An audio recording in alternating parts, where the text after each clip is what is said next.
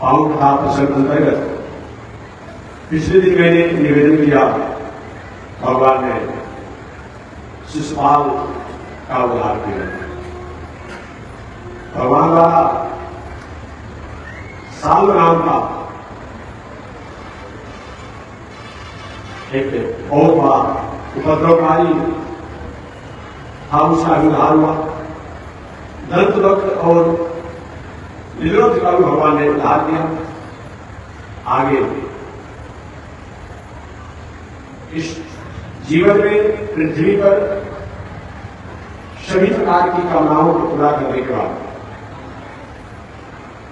भगवान ने विचार किया कि अपने माता पिता परिवार जनों को भी मंगल पहुंचाना चाहता। गृहस्थ आश्रम में बहुत कुछ आपका जस हो, कीर्ति हो, वैभव हो, ऐश्वर्य हो, होना ही चाहिए, परंतु जिसने अपने माता पिता बंधु गुरुजन को संतुष्ट और प्रसन्न नहीं किया, उसके बाद सब कुछ किया होता भी अधूरा है। अतः मानवीय जीवन में दुनिया से आपका नाता हो, रिश्ता हो, परंतु गुरुजनों से, बंधुजनों से, माता पिता संबंधियों से संबंध होना चाहिए, रिश्ता होना चाहिए, आदर की भावना होनी चाहिए, उनके प्रति समर्पण की व्यवस्था होनी चाहिए। ऐसा अगर नहीं होता है हमारा जीवन कोई तरह से नहीं। भगवान श्री कृष्ण के बड़े भैया बलराम जी वस्तु संग्राम नहीं चाहते थे कि कौरव और पांडवों का संग्राम। हालांकि महाभारत में का बीज तो पहले ही बोल दिया गया था द्रौपदी द्वारा, कहता आप सोचते हैं, जिसमें द्रौपदी ने पांडवों के राजभवन के गृह प्रवेश के अवसर पर दुर्योधन द्वारा धर्म जो उस धर्म के अवसर पर जो कहा कि अंधा कलर का अन्याय होगा, उसी समय हो गया, लेकिन कुछ अनिष्ट और सगुन हो। पानी ऐसी बोलिए, बोले का आपका खोल और उनको शीतल करे, आप और शीतल हो। वाणी को संभाल ले बस हो गया बदल, मन की तरंग मार लो बस हो गया।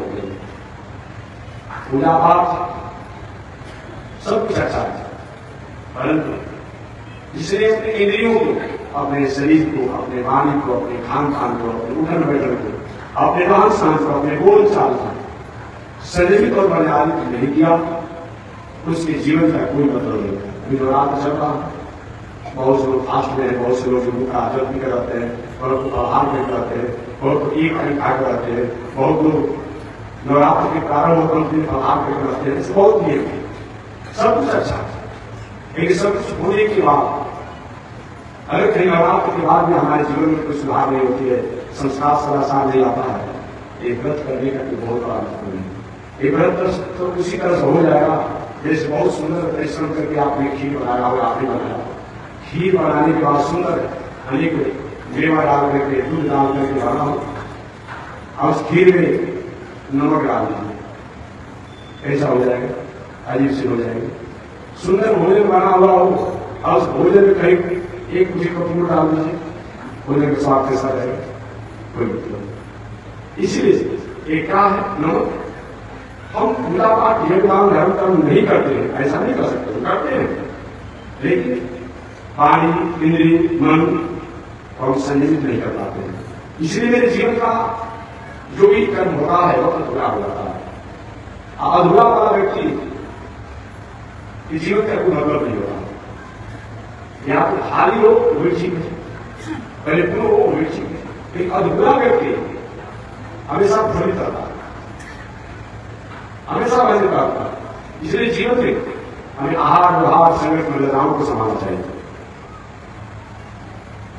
श्री बलराम जी नहीं चाहते थे कि कौरव और पांडवों में महाभारत हो, नहीं चाहते, परंतु लड़ाई संग्राम युद्ध असंभाव्य हो गया, जिसमें महाभारत का संग्राम तय हो गया था। तो होगा, माता कुंती से विचार लिया गया कि क्या कौरव पांडवों का संग्राम होना चाहिए? माता कुंती ने कहा बिल्कुल नहीं होना चाहिए, क्योंकि संग्राम में बहुत से नरसंहार होते हैं, बहुत सी स्त्रियां विधवा हो जाती है, बहुत से बालक अपने अभाव से विहीन हो जाते हैं, धन शक्ति का बहुत ह्रास होता है, अतः संग्राम नहीं होना चाहिए। अनेक प्राणियों का विनाश होता है, नहीं होना चाहिए। आगे कुंती ने कहा परंतु जब मैं अपनी बेटी अपने पुत्र द्रौपदी की घटना को मैं सुना हूं तो होता है संग्राम को नहीं सुना।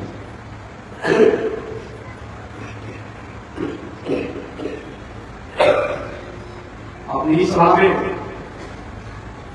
कौरवों द्वारा द्रौपदी को विजय करने का जो दुस्साहस किया गया, इस घटना को कोई भूल नहीं सकता। अपने ही परिवार के लोगों को पांडवों को जिस से दस्तक खिलाकर मारने के षड्यंत्र कौरवों द्वारा जो किया गया, इसको भूल भी नहीं सकते। युद्ध अवश्य मार्ग हो गया। इधर भगवान श्री कृष्ण ने विचार किया कि अगर युद्ध होगा तो निश्चित रूप से बलराम जी, भैया बलराम कौरवों के पक्ष में रहेंगे, और कौरवों के पक्ष में जब बलराम जी हो जाएंगे और तो पांडवों के लिए युद्ध में जीतना मुश्किल काम हो जाएगा। हर कोई डरता था, बलराम से पांडव भी डरते थे, कृष्ण भी डरते थे और पक्षी भी डरते थे। सही में बल के अपूर्व थे। यह विचार चलता भगवान श्री कृष्ण ने बलराम जी के अंतःकरण में प्रेरणा जगाई, प्रेरणा हुआ बलराम जी के मन में हुआ कि अरे कौरव पांडव मानने वाले नहीं है, तो मेरे ही संबंधी कौरव मारे जाए तब, पांडव मारे जाए तब, दोनों मेरे ही केवल तीर्थ यात्रा निकले।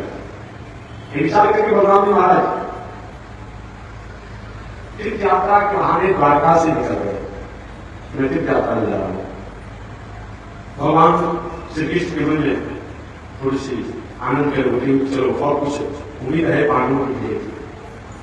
बलराम जी तीर्थ यात्रा के बहाने द्वारका से निकल गए तो तीर्थ यात्रा कर गए, और बलराम जी सबसे पहले तीर्थ यात्रा में प्रभास क्षेत्र में स्नान किए, जो द्वारिकापुरी में प्रभास क्षेत्र है, जहां भगवान श्री कृष्ण ने अपने जीवन की अंतिम समय थोड़ी पर शरीर को त्याग दिया।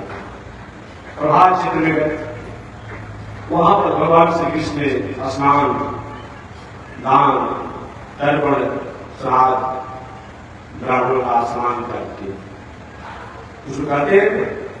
बहुत से प्रश्न आते रहते हैं, महात्मा जी पिताजी नहीं है, माता जी नहीं गया, श्राद्ध करना चाहिए कि नहीं, बल्कि आश्रम करना चाहिए कि नहीं, माता जी नहीं है, पिताजी है तो क्या करें, हम 20 वाले भाई हैं तो क्या करें, सब प्रश्न होते रहते हैं। कुछ लोग कहते हैं कि हमारे घर के लोग ऐसा नियम है, कोई प्रमाण साथ करने जाता ही नहीं, गया वाले नहीं सकता, अब नहीं सकता, इसके कुछ आ जा रहा है, बस एक भी धर्म नहीं है। मैं नहीं करना चाहता, चाहे माता पिता जिंदा हो या माता जी चले गए, पिताजी हो या पिताजी चले गए, माता जी या आप बड़े भाई हो, छोटे भाई हो, बीच वाले हो, कोई मतलब नहीं लगता है।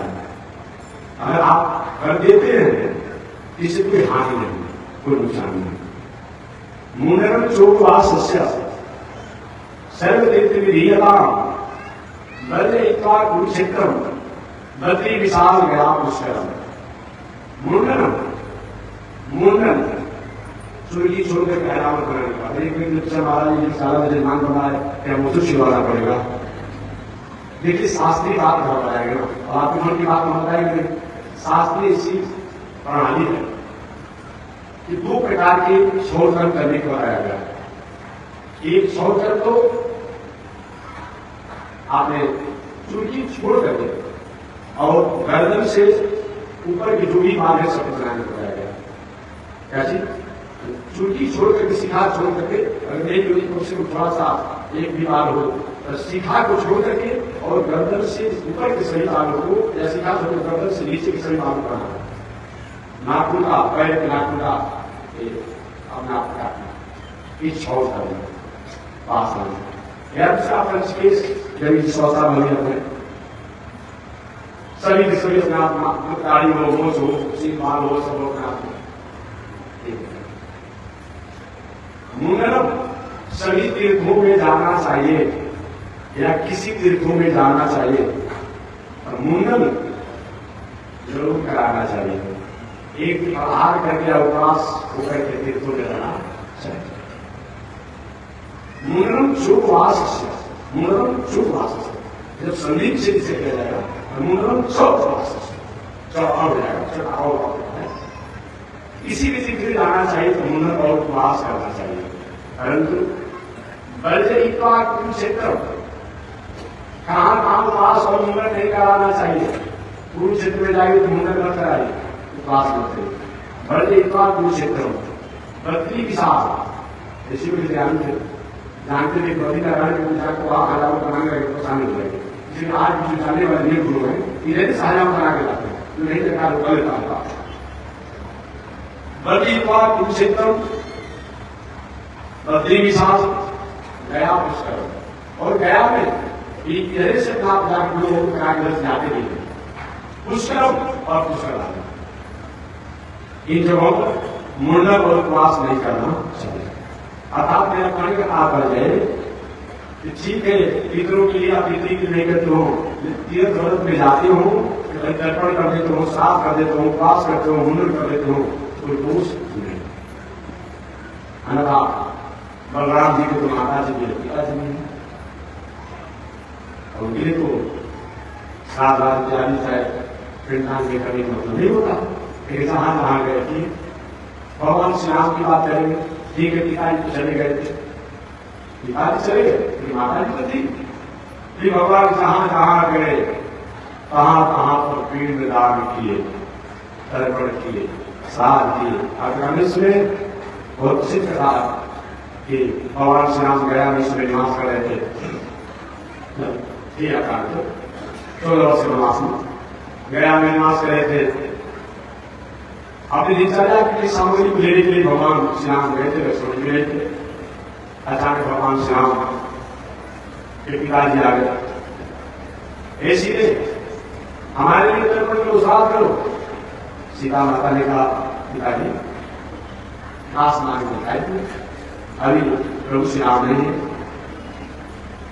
लक्ष्मण भी नहीं है आज आते तो मैं आपकी पूजा यजन करा दूंगा कर दूंगा। कुछ वे भी कहते हैं कि स्त्रियों को तर्पण करना चाहिए कि नहीं साफ करना चाहिए लेकिन आप है सीता ने प्रदान किया इसे करना चाहिए। और दशरथ मार्ग नहीं हमको अभी चाहिए अभी क्या है कुछ नहीं तो फल का जो मिट्टी बालू का उसी को लेकर पिंड बना करके और सीता जी ने दे दिया लेकर के दशरथ महाराज पिंड से शास्त्रीय इसी परंपरा है गया में जाकर तो हाथ जोड़ देता है मित्रों को और उसकी कांच में गया का और हवा लग जाता है बगल में उस भीतर का प्रसन्नता हो जाती है। इतनी बड़ी हो जाएगा प्रणाम को लेता है भावना से नहीं उसके पास शरीर भी है व्यवस्था नहीं है ये भी करने सकते अच्छी बात है। दशरथ महाराज चले गए भगवान श्री राम लक्ष्मण जी आए सीता माता ने कहा कि आपके पिताजी आए थे कैसे बोला जाता है जैसे तुमको ले लो पिताजी कैसे भी आ सकते महाराज आए थे क्या प्रमाण है भगवान श्री राम से क्या प्रमाण है सीता जी का प्रमाण यही है कि इसी से पूछ लीजिए फल्गु से पूछ लीजिए फल्गु नहीं नाम है ना फल्गु से पूछ लीजिए और फल्गु तो है नदी है क्या बता नहीं फल्गु को सीता माता ने फल्गु जी को साफ दिया तुम देखने के बाद में तुम्हारे घर में पूजा किया पिंड दान किया बालू का लेकर पिंड दान किया अब नहीं बोला जाओ मैं साफ दे दी तुम्हारा जल सूख जाएगा। इसलिए आज सरकार द्वारा प्रयास किया जा रहा है कि आर्टिफिशियल जल को करने के लिए बहुत प्रयास किया जा रहा है वो भी आर्टिफिशियल कर सकते थे लेकिन वस्तु ऐसा नहीं है। वही आज भी देखते होंगे आस पास कल भी देखते होंगे तो नया उसमें तकनीकी लगा दिया गया है उसमें कि फल और दुनिया में एक नेता 4 आंगन 2 आंगन जल में आप धारा बना नहीं बना बात लग रही लेकिन यहाँ गए कभी हार बढ़ते जाकर नदी में ठीक है बाढ़ पानी हुआ समाप्त हो गया और नदी में होता है कि से रहता है कि यहाँ धार बदल हमेशा नहीं देखा जाता। फल को प्रयोग करो, हमारा क्षमा कर दीजिए माता जी, गलती हो गई, ठीक है चलो आशीर्वाद है, धार की नाली में नहीं बहेगा, लेकिन जहां तुमको एक पीता एक हाथ थाम लिया जाए वहां से पानी निकल जाएगा। आज मुझे और किसी नदी में सकती नहीं देखा जाता, लेकिन फल्गु में जहां भी एक पीता एक हाथ तुम पानी हटाइए और पानी निकल जाता, निकल जाता है। इस आधार पर कैसे आप कह सकते हैं कि पिंडदान नहीं करना चाहिए? कैसे कर सकते तर्पण नहीं करना चाहिए? स्वयं सीता जी ने किया, भगवान श्री राम ने किया, कैसे आप कर सकते हैं? इसलिए किसी भी तीर्थ में जाना चाहिए तो तर्पण श्राद्ध पीठ तैयारी करनी चाहिए। एक व्यक्ति ने उससे पूछा कि महात्मा जी पितरों का उद्धार हो गया हो, कल्याण हो गया हो, गति हो गया हो, तब क्या करना चाहिए? तब क्या करना चाहिए? तो हमने कहा यदि किसी कहीं पितरों का उद्धार हो गया हो, गति हो गया हो, आगे उनके लिए पिंडदान आप करते हैं, विवरण रहेगा, आपको ही प्राप्त हो जाएगा स्वीकृति रूप में। आपने किसी के पास 100 रुपया विदा किया बना कर और व्यक्ति कहीं नहीं लिया, तो नहीं लिया तो पैसा कहां चला जाएगा? ये विदा किया उसी पास लौट कर चला जाएगा। अगर आपके द्वारा पितरों के लिए पूजा पाठ कार्य किया जाता है, आपके पितर पहले पूजा पाठ से मुक्ति अवसर को प्राप्त तैयार हो गया है, तो उसी स्वीकृति के कारण जो करने वाला उस प्रकार धन का जन का प्रतिष्ठा का सुख का शांति का आनंद की प्राप्त होता है। और ये मान कर भी कभी त्याग नहीं करना चाहिए। इसीलिए श्री बलराम जी महाराज ये तीर्थों की यात्रा करते समय तर्पण और अनेक प्रकार के जो विधि कर्म होते हैं उनको किए। श्री बलराम जी महाराज सबसे पहले प्रभात क्षेत्र में गए, वहां पर स्नान तर्पण दान इत्यादि उन्होंने किए। धीरे सरस्वती नदी के बिल्कुल शांत जगह बना हुआ, जहां पर सरस्वती नदी इतना पेड़ हुए है और वहां भी एक सत्कर्म की, फिर वहां से बिंदु सरोवर ब्रह्मदेव इत्यादि में गए। शास्त्र में 4 सरोवर प्रसिद्ध है, 4 सरोवर, एक बिंदु सरोवर, नारायण सरोवर, मान सरोवर, पंपा सरोवर। बिंदु सरोवर गुजरात में है,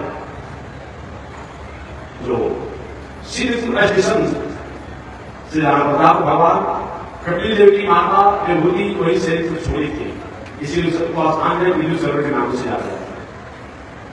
एक नारायण सरोवर है जो अभी वर्तमान में आप लोग कच्छ भुज करते हैं। कच्छ भुज में यह हमारा पड़ोसी देश का समुद्र है, समुद्र इस पार हम लोग है, समुद्र इस पार वो है, वो कच्छ भुज में नारायण सरोवर है। आइए पंपा सरोवर इसके साथ है, जहां पर सभी मैया पंपा सरोवर के पास आती है, कर्नाटक प्रदेश में है। और एक सरोवर का नाम है मान सरोवर, अभी देखिए हमारे पड़ोसी देश के अधीन है, पहले हम जाते हैं कि हमारे पड़ोसी देश के अधीन है। ये 4 सरोवर का भी दर्शन समय से करना चाहिए। कौन कौन? बिंदु सरोवर, नारायण सरोवर, पंपा सरोवर और मान सरोवर।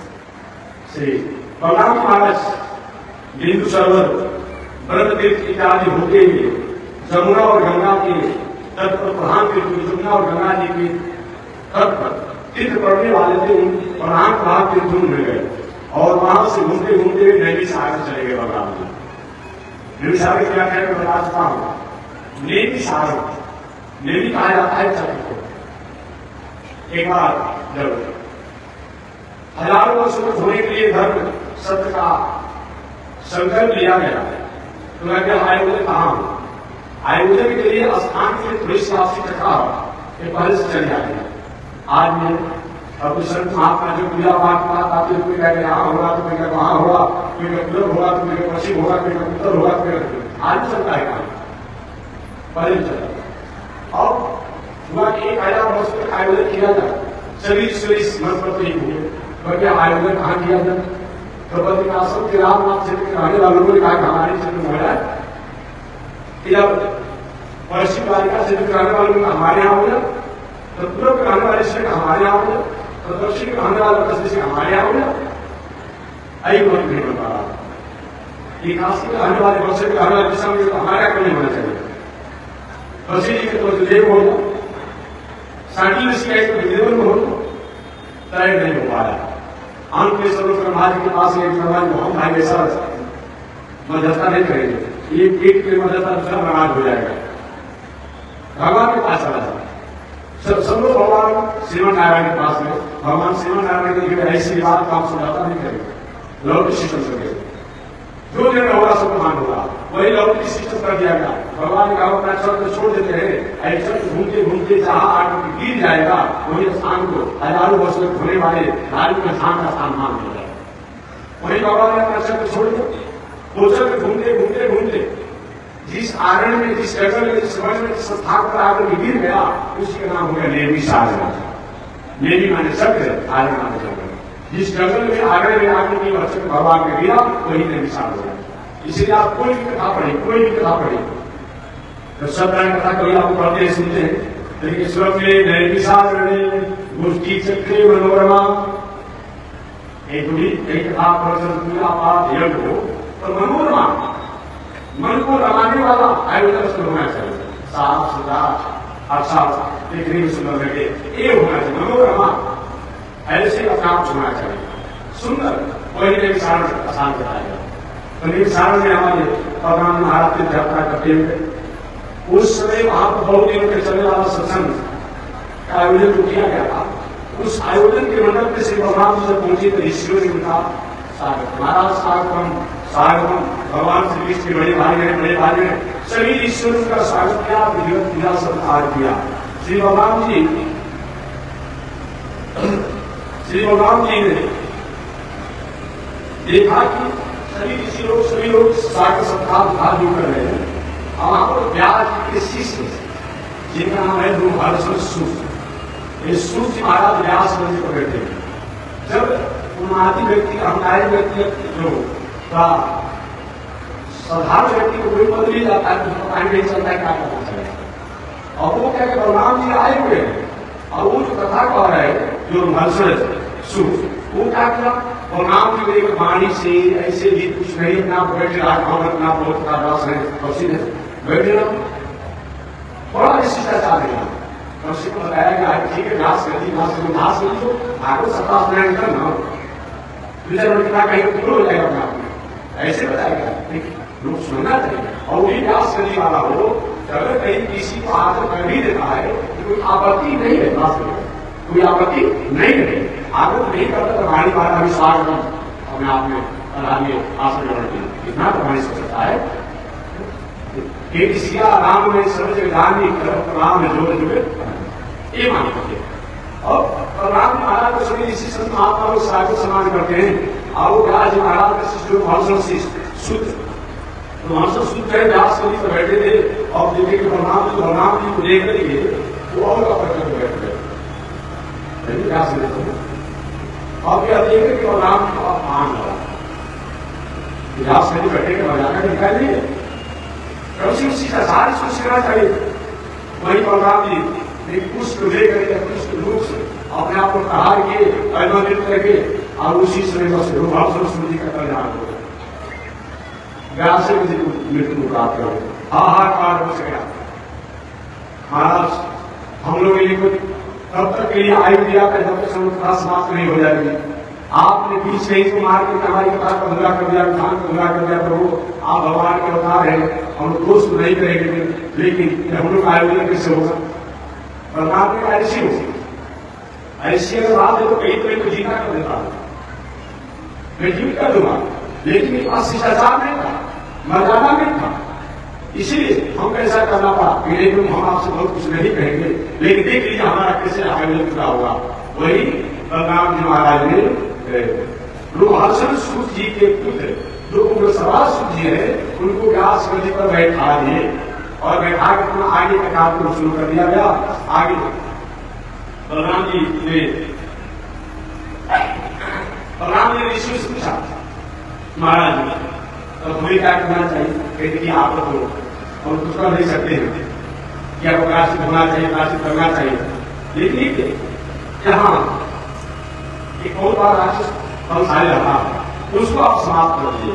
वही हमारे बलराम जी ने उस बलगम नाम का एक राक्षस था, उसको उन्होंने संहार किया और संभाल करके और वहां से बलराम जी पुनः तीर्थ यात्रा में निकल गए। पुनः तीर्थ यात्रा निकल गए।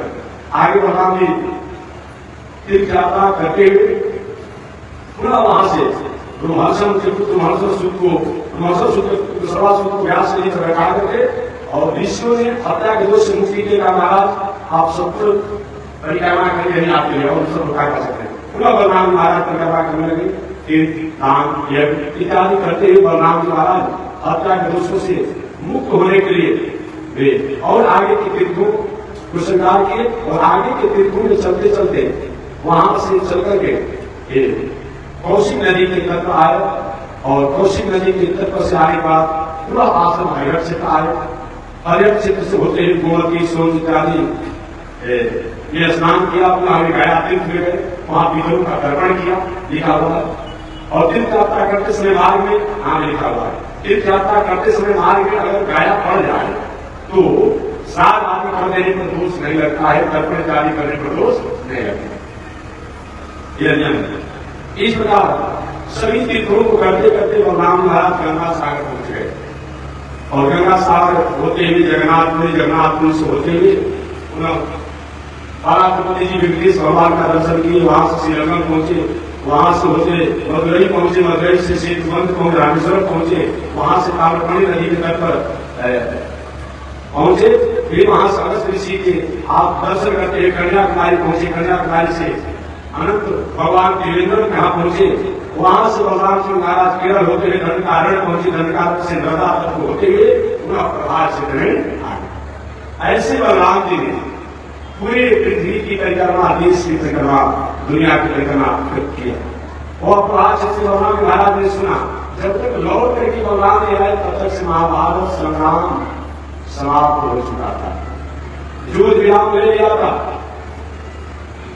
दुर्योधन का जंगा बता हुआ था, एक सरोवर में जाकर के खड़ा रहा था, कुछ समय का मेहमान बना हुआ था। यह बात जब कुरुक्षेत्र में जाकर के बलराम जी ने देखा तो बड़े उदास हुए। इस संग्राम में तय किया जाता था कमल से नीचे प्रहार नहीं किया गया। भीम का दुर्योधन को कमल से नीचे जंगे पर प्रहार किया गया। बलराम ने महाराज ने कहा भीम को मारूंगा, भीम को मारूंगा। भगवान श्री कृष्ण समझाए, भैया न्याय तो वहां देखा जाता है जहां की एक पक्ष से होता हो, लेकिन जहां पहले अन्याय प्रथम पक्ष से हो फिर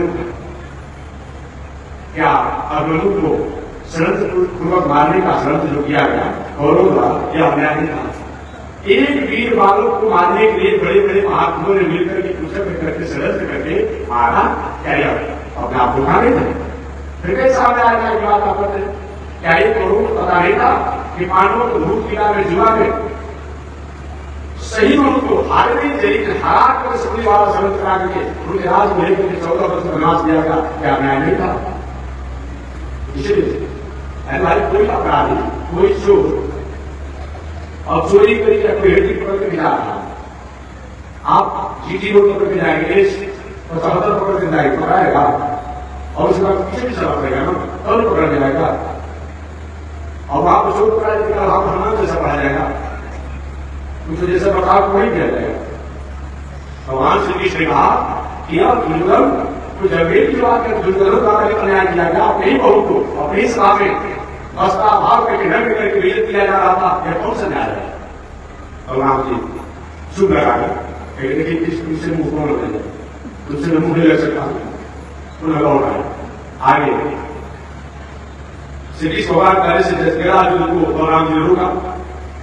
आगे पुनः अपनी पत्नी बंधु बांधवों सहित सागर में बलराम जी पहुंचे और वहां पहुंच कर पुनः उन्होंने कार्य सागर पहुंच करके यज्ञ दान पूजा पाठ सब किए। इस प्रकार भगवान श्री कृष्ण ने कुरुक्षेत्र में पांडवों और कौरवों के युद्ध में अनेक लोगों को मरवा करके उन लोगों के ऊपर कृपा किया कि उन लोगों को संसार में रहने का कोई मतलब नहीं। क्यों नहीं रहने का मतलब? साथ ही द्वारा बनाया हुआ मकान हो और मकान जगह जगह पे ट्रेन कर गया, थक गया हो। अगर अपने से खड़ा होकर नहीं गिरवाएंगे तो किसी दूसरे व्यक्ति के द्वारा कहीं जाएगा तो धोखा हो जाएगा, आपने कहीं आएगा। अर्थात क्या करता, आपने द्वारा मकान बनाया गया किसी कारण से और समय का भी कहीं हो जाता है, टूट जाता है, बढ़ जाता है, तो जैसे भी तो आ देता है ना, वही भगवान होती है। जो भगवान प्राणियों के, मानवों के कल्याण के लिए है। लेकिन जब मानव प्राणी अपने मान को बढ़ जाता है, सब उसको अपने आप को समाप्त कराते हैं। ऐसे भगवान श्री कृष्ण ने उन संग्राम से के माध्यम से कौरव पांडवों में जो अब अपने व्यक्तित्व के कारण भगवान का हिताय नहीं कर रहे थे, उनको समाप्त करा करके और पृथ्वी को पाप से हल्का करके भगवान ने सब अर्जुन और दुर्योधन इत्यादि के लक्ष्य बना करके और सभी राजाओं को संहार करा करके अंत में अपने आप में धर्म के साधना किया। जिस पानी इस प्रकार निवेदन करते हुए आगे सुखदेव जी कहते हैं कि परीक्षित, अतः मनुष्य के जीवन में जिस पानी द्वारा प्रभु का गुणगान न किया जाता हो वह सच्ची वाणी नहीं है, और जिन शरीर द्वारा भगवान की सेवा नहीं होती वह सही माने में शरीर नहीं है। जिस हाथ द्वारा आदरणीय लोगों के प्रति आदर को भावना नहीं होती है वह हाथ नहीं। जिस काम द्वारा भगवान के अच्छे शब्दों को सुना नहीं जाता हो वो काम का कोई महत्व नहीं है। इस प्रकार संपूर्ण जगत जो है भगवान का मान करके पूरी दुनिया में सभी प्राणियों के प्रति भगवान और भगवत में मानते हुए जो व्यक्ति जब दर्शन करता है वह मूर्ति में मंदिर में मूर्तियों के दर्शन करके जो फल प्राप्त करता है वो संसार के प्राणियों में भगवान का दर्शन करके आनंद की अनुभूति करता है।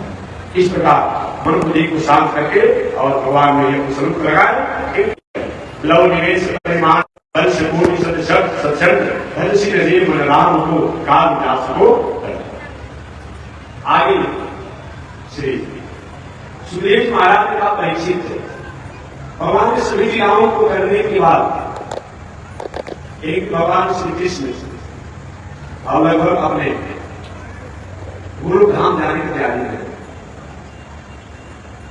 भगवान श्री कृष्ण ने एक दिन अपने परम मित्र ब्राह्मण सुदामा के यहां भी गए।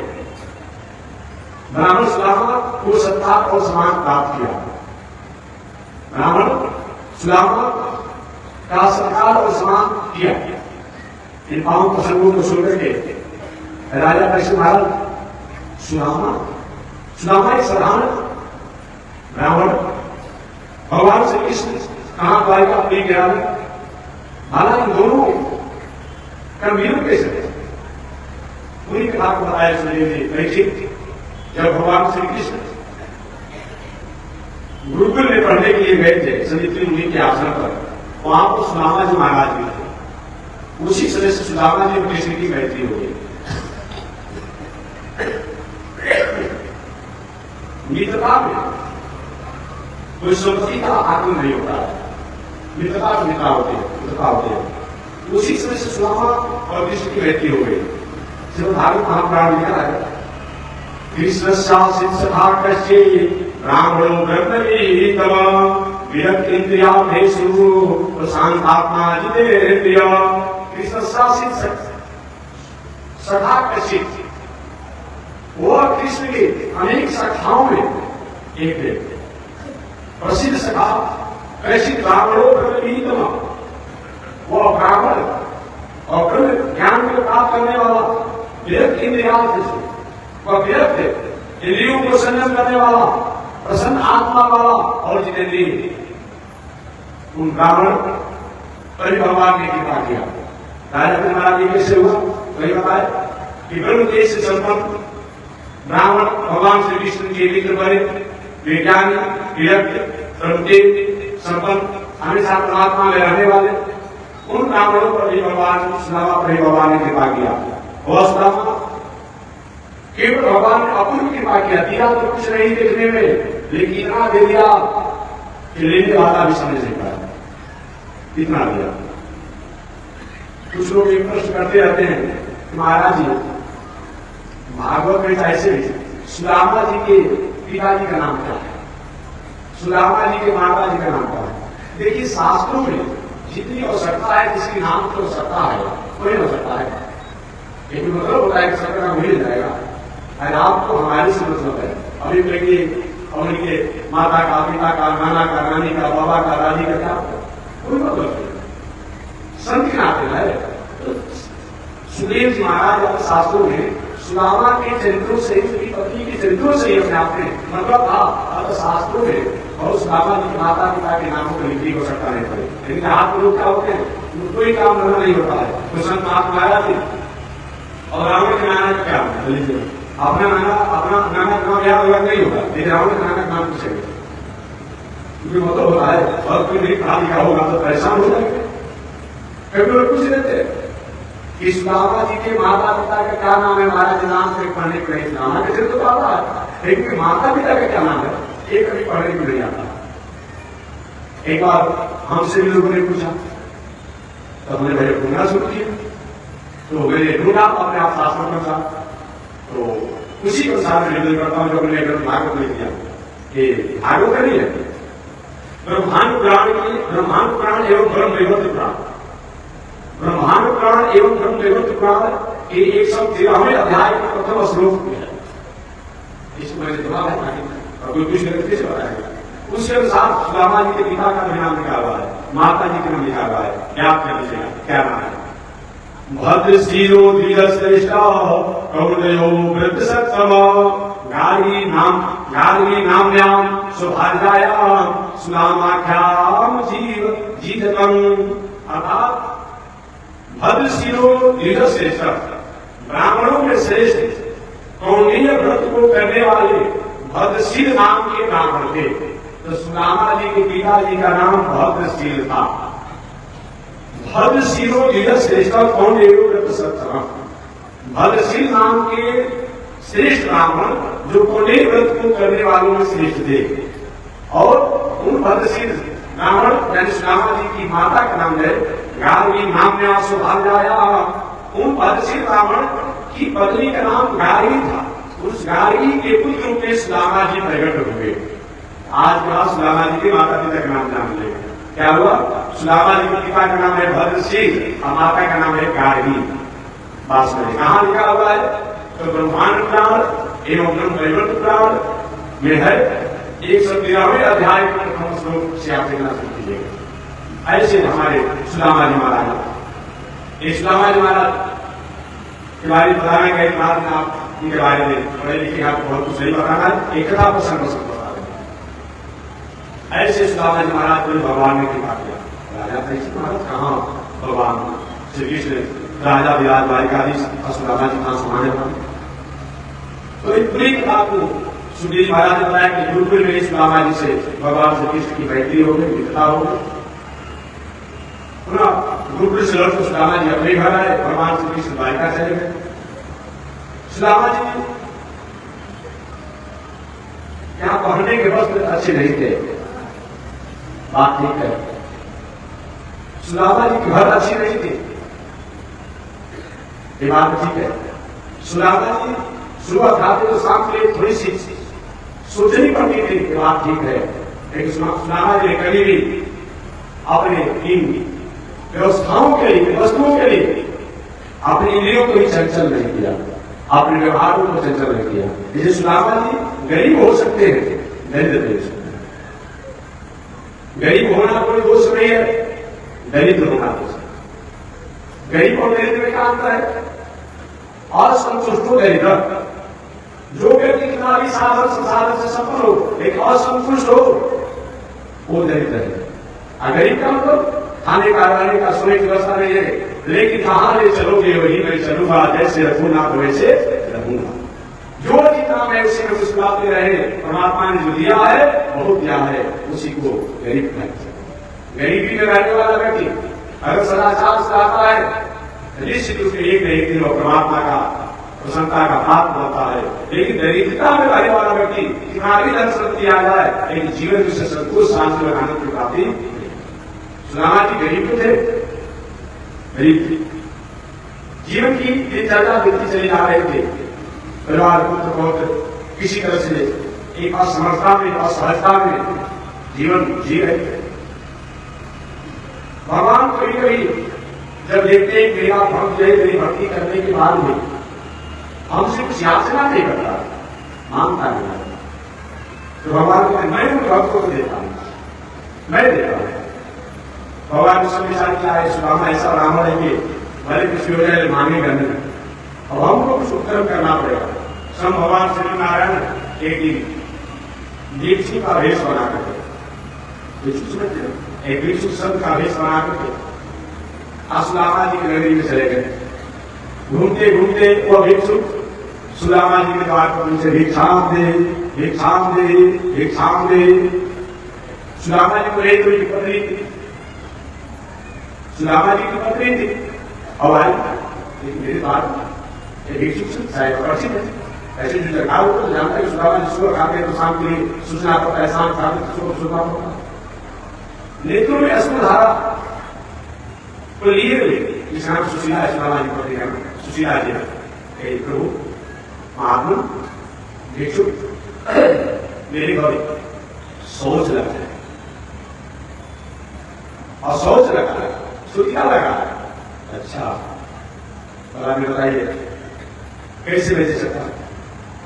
महात्मा ने कुछ दिया वो असोच कब से लगा, कैसा लड़का होता है कि लड़की हुई है? असर नहीं होता है, या कुछ आता या मृत्यु होता है, या घर में लड़का लड़की जरूर नहीं होता। सुशीला ने कहा मेरे घर में लड़की जरूर है। अच्छा उसका क्या नाम है? सुशीला जी कुछ नाम है ललिता देवी। लक्ष्मी की बड़ी बात है जेठी जानी, क्योंकि आप लोग सुनते हुए कि जेठी जानी का सवाल है। लक्ष्मी जी की बड़ी बात है। जन्म लिया, जन्म लेने के बाद विवाह करने के बाद आई, विवाह कोई कर ही नहीं रहा था किस तरह से, ब्रह्मा जी ने का विवाह कर ही दिया।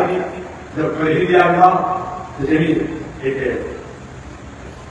मार्कंडेय के जी होते बोल नहीं कोई ऋषि का नाम भूल रहे हैं।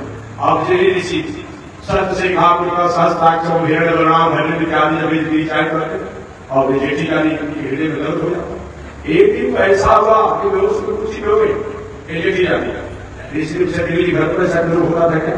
जब पिता ज्ञान नहीं महाराज हम कोई लोग नहीं था, तो यहाँ पर कैसे हो गया कि आप ये मेरे रोग के कारण है, मैं कैसे हूं?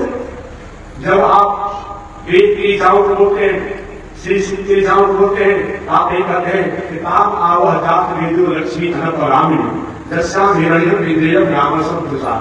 वेद की ऋचा कहता है ताम आवह जात वेदो लक्ष्मी अनपरामिनी। हे लक्ष्मी, हे श्री, आप मेरे घर में आने के कारण सोना चांदी घोड़ा पद प्रतिष्ठा धन समान मान प्रतिष्ठा सब बढ़े और ललिता देवी का समापन हो। महाराज सब हमको आप मारने का रोज स्तुति करते हैं तो रोग नहीं होगा, तो कैसे तुम्हारा रोग ठीक होगा?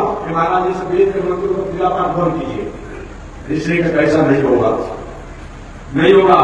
तब अंत में ऋषि उसको छोड़ दिया, वही आगे ऋषि के वन नदी गोमती नदी के तट पर अपने आप में अवश्य ऋषि से अपने आप में रहती है। ब्रह्मा जी के पास नहीं कहा मुझको आपने जन्म कर दिया, मुझको संकट में आप जान दिया, हम कहा रहे किसको अपना पति बनाए? तो ब्रह्मा जी ने कहा कि जाओ वहां पर तुम्हारा वास होगा, कोई तुम्हारा पति होगा जो स्त्री पुरुष दोनों हाथों से बात मिला हो, वही देवता देवी का वास होगा। जो बार बार भोजन करते समय पूजा करते समय अपना पैरों को हिला करना करता हो, वही तुम्हारा वास होगा। जो बिना मुंह धोए बस दर्शन करके भोजन करता हो, उसी घर में तुम्हारा निवास। जो स्नान नहीं करते, संध्यावंदन नहीं करते, दान नहीं करते, ऐसी जो रीति अनाज धर्म से वही तुम्हारा हो, उसी समय से वो जेठी जानी वही निवास करते हैं। अब ऐसा नहीं होना चाहिए, नहीं होना चाहिए। वही सुशीला ने कहा हमारे यहाँ ललिता देवी का जन्म हुआ है। अच्छा ठीक है, ठीक है, ठीक। अंत में जाते समय ईश्वर का सुनो, इतनी तुम्हारी परिस्थितियां विषम है, मैंने सुना है कि द्वारिका में बहुत बड़े दानी द्वारिकाधीश कृष्ण और शायद उनके पास जाने से कल्याण हो जाए। मैंने ये भी सुना है कि बचपन में तुम्हारे पति जो थे गुरुकुल में उनसे मैत्री हुई और सुशीला को बात आई कही तो एक बात कीजिए सुदामा जी मित्र कृष्ण इतना बात नहीं है, इतना कर बात है, ठीक है मैं जा रहा हूं। भगवान से याद दिलाने के लिए आगे सुदामा जी आए, सुशीला जी का प्रभु क्या बात में कहो, आपके मित्र द्वारिकाधीश कृष्ण मैं मांगने के लिए तो नहीं कहूंगा, एक जाकर हमसे कुछ दर्शन कर लीजिए, ठीक है? जब करती हो कितना अच्छा सौभाग्य है, तो भगवान को दर्शन करने को याद दिलाया, बहुत पुराना मेरा रहे मैं जाऊंगा। लेकिन जाते संगीत में जाकर सब कुछ दिया जाता है, नहीं दिया जाता है, कुछ हो तो वही दो चार घरों से कुछ चावल कहीं चावल खा गया, कहीं चूड़ा खा गया, को कम कर दिया। चावल कहीं अपना अपमान करके लाई सुशीला और एक पुराने वस्त्रों में पुतली के बांध दिया गया, वही लेकर के सुदामा जी महाराज गए।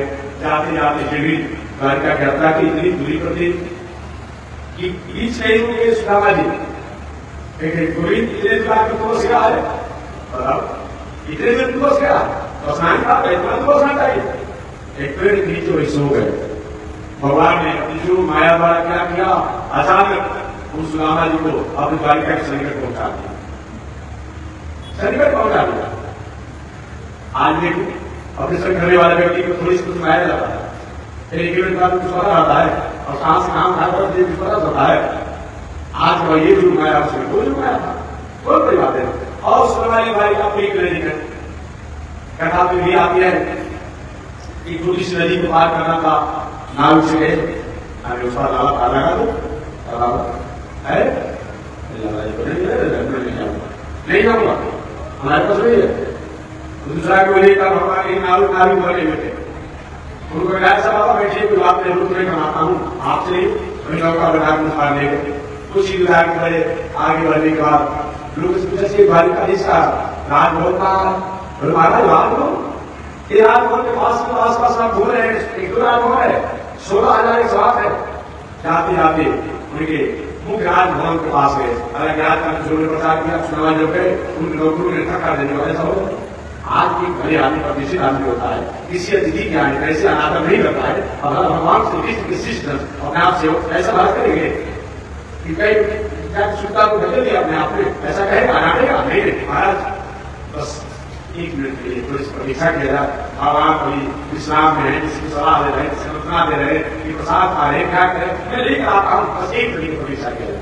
वही शिव गया और जान महाराज बृहस्पति के आपके मित्र नाम अपना सुनामा बता रहे हैं, आपसे मिलना चाहते हैं। भगवान ने जब सुनामा सुना, अरे मेरा मित्र सुनामा, और आएंगे अपने आभूषण पीताम्बर जमीन पर पड़ रहा है, जहां ऊपर आया हुआ है, और रुक्मिणी जी हैरान हुए। आज से पहले ब्रह्मा जी आते हैं, देवराज जी आते हैं, कैलाश के वासी शंकर जी आते हैं, महाराज कुबेर आते हैं। ऐसा कभी मैंने नहीं देखा, आपके विश्वास में धार्मिक आसन दिया जाता है कि कौन ऐसा होती है जिसके आने अपने को प्रभाव करके अपने स्वरूप को प्रभाव करके इसी का नाम प्रेम है।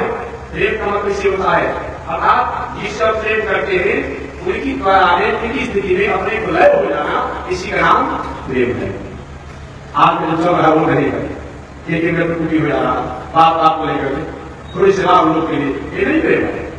और रुक्मिणी सारे बालिका लोग वासी बहन नाम लोग रहे, ये क्या हो गया?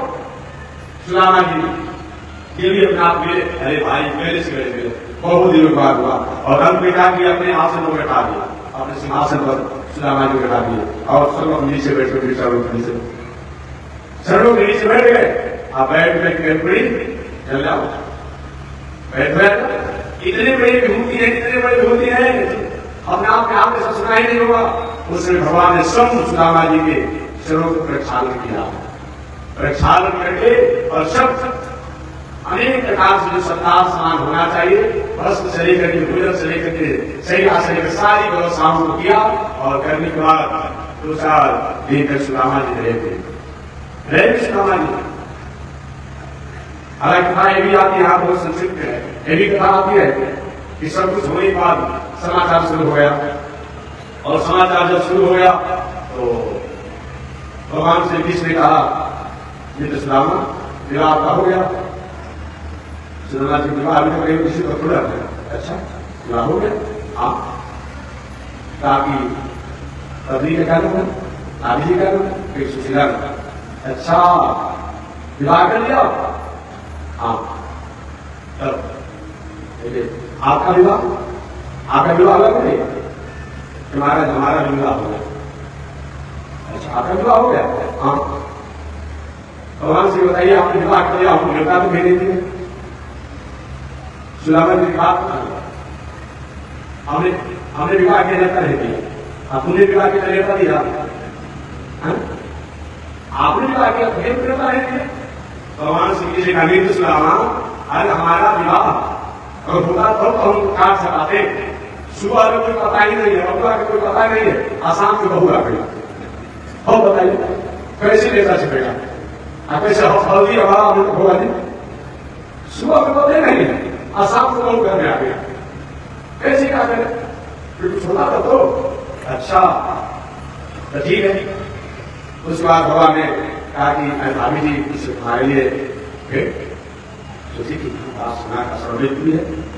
नहीं वो भी बाद में आगे तरीके टाइम किस तरह से आगे नहीं मारा, ऐसा कैसे हो सकता है? तो हालांकि भागवत के इस बात को नहीं लिखा गया पहले संहिता इत्यादि लिखा गया है, एक संक्षिप्त बात लिखी गई है। ऐसे अन्य पुराणों में कथा आती है कि सुदामा जी नहीं चाहते हैं कि अपने भगवान देखा कि भाई कुछ लिए हुए वो चावल का मुकला था कि बताओ लेकर के आए हो, और कहे कुछ नहीं दिए। और भगवान ने कहा कि चावल के एक मुट्ठी भागा, दूसरा मुट्ठी भागा, और तीसरा मुट्ठी एक भागने वाले थे, उन्होंने हाथ पकड़ लिया प्रभु सब कुछ एक मुट्ठी में आपने दे दिया, 2 मुट्ठी में दे दिया, और सब देकर आपने सुदामा जी सदस्य बोलना चाहता है बुरा नहीं दे। और दूसरे प्रभु अगर कहीं चावल अधिक दे देंगे तो नुकसान पहुंचा देगा पेट के लिए, और जितना हो गया उतना हो जाए। इस पर भगवान ने कुछ दिया नहीं, अदुल मुझे चावल में सुदामा जी को सब कुछ दे दिया। आगे सुदामा जी ने कहा अच्छा तुम्हारी जो पत्नियां हैं और हमारे पास बात दे दीजिए, और सबसे पहले गए देवी सुदामा जी प्रणाम करो, और सुदामा जी को बड़ी माता ने प्रणाम किया, सौभाग्यवती पर दूसरी सत्यभामा जी है, जामवती जी है, मिथिलिंदा आई, लक्ष्मण आई, ऐसे बारी बारी से लगभग 1000 स्त्रियां आई। तो भव भव भव भव है। और आप ही देखिए 1000 हाथ ऐसे कहेंगे हाथ दर्द नहीं हो जाएगा, पानी की कुछ नहीं हो जाएंगे, कान में पूछे लाला ये सब आया सब मेरी ही पत्नियां सब तुम्हारी है? हाँ अच्छा, इतने लोगों को तो अपना आशीर्वाद में परेशान हो जाएंगे, जो मेरी तुम्हारी पत्नी है तुम्हारा ऐसा नहीं करेंगे ना, सबको प्रणाम नहीं कराएंगे तो झगड़ा हो जाएगा, ऐसा हम तीसरा बात प्रणाम करेंगे और सबको आशीर्वाद देना पड़ेगा। सुना में कैसा मत करो, देखो एक काम करो, तुम 16,108 पत्नियों के स्वामी हो, तो तुम्हें हमको प्रणाम करो, तुम्हारे सभी पत्नी को प्रणाम हो जाएगा। वही देखो आपने वही भगवान का सबके सभी प्रणाम किया, और प्रणाम करने पर अपने आप ने आनंद से व्यवहारिक अपना वार्तालाप हुआ। 1-2 दिन रहे, रहने के बाद जब जाने लगे सुदामा जी, तो भगवान से किसी का ये बाबा जो मेरे कपड़ा पहने को दिया उसे खोल दीजिए। पहले के जमाने में इतना तो आते थे तो 2-3 लोग कपड़ा पहने को दिया जाता था, आज जाकर छोड़ देते थे ना। तो भगवान के पिता ने जो दिया ठीक में बात था, वो तो मैं अपना हमारा काम कराया, और काम ये जो अपना वस्त्र पुराना सुदामा जी आए थे वही वस्त्र को पहन लिए, भगवान श्री कृष्ण के पीताम्बर को हरिभाग छोड़ दिए। भगवान बताना चाहते हैं हे दुनिया में रहने वालों, मुझे देते हुए नहीं देखा गया, लेकिन कितना दिया ये लोगों द्वारा देखा गया। समझिए, एक वस्त्र में दिए थे पीताम्बर उसको ले लिए, लेकिन इतना दे दिया, इतना दे दिया। आज भी द्वारिकापुरी से सुदामापुरी जो है आज भी प्रबंधन अच्छा लगता है, क्योंकि आप जाकर देखिए आज भी अपने आप ऐश्वर्य लोग होते हैं। ऐसे तो सुदामा भी ऐसे भगवान द्वारिकाधीश भगवान है, लेकिन आज भी ऐश्वर्य के रूप में बड़ा लगता है सुदामापुरी। वही सुदामा जी चल दिए रास्ते में, सोच रहे अच्छा हुआ, अच्छा हुआ, और सोचेगा नहीं क्या करेंगे, महाराज जल्दी जाइए सुनते जाते इधर भगवान श्री कृष्ण सुदामा जी को भेजते समय कहते हैं विप्र प्रसादा धरणीधरो विप्र प्रसादा कमलाधरो विप्र प्रसादा अजितो विप्र प्रसादा मम राज नाम नाम। भगवान श्री कृष्ण कहते हैं जी इन पितामह ब्राह्मणों संतों के प्रसन्नता से आज मैं लक्ष्मीपति बना हुआ हूँ, विप्र प्रसादा धरणीधर हुआ हूँ, इसका आज मैं स्वामी बना हूँ। विप्र प्रसादा कमला बनो हूँ, विप्र प्रसादा आज मैं अधिक कहलाता हूँ। अतः इन संत महात्मा ब्राह्मणों को कभी मैं त्याग नहीं करता हूँ। इस पर भगवान ने सुदामा जी को सत्कार और सम्मान किया, और सत्कार और सम्मान करने के बाद पूरा सुदामा जी को विदा किया। इधर सुदामा जी अपने में कहते हैं वाहम दरिद्र पापियान का कृष्ण निकेतन ब्रह्म बंधु असाहम भाव्याम परिचित। यहाँ पर दरिद्र शब्द का स्वरूप सुदामा जी ने अपने लिए समझ किया है।